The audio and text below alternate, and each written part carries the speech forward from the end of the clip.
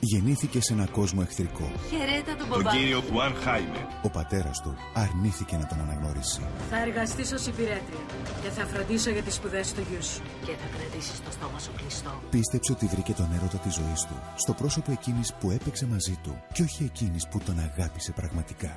Μας είδε η Λουσία. Λουσία, περίμενε. Δηλαδή την αγαπάς? Είμαστε ζευγάρι.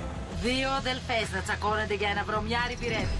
Μια ανεπιθύμητη εγκυμοσύνη. Δεν θέλω το παιδί αυτό, δεν το θέλω! Δεν θα επιτρέψω να ντροπιαστεί έτσι η οικογένειά μου. Ένας φόνος που το φορτώσαν άδικα. Μαμά, μην είναι μαζί μου. Μην με αφήσεις, μαμά.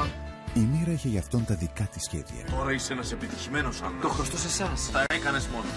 Η επιστροφή του θα ξυπνήσει το παρελθόν. Θα βρω το παιδί μου. Θα ζητήσει δικαίωση, ακόμα και αν αυτό σημαίνει εκδίκηση. Θέλω δικαιοσύνη. Όμως και πάλι η μοίρα θα του δείξει την ανίκητη δύναμη του πεπρωμένου. Η εκδίκηση από τις 15 Οκτωβρίου, καθημερινά στις 6:40 το απόγευμα, στον Αντένα.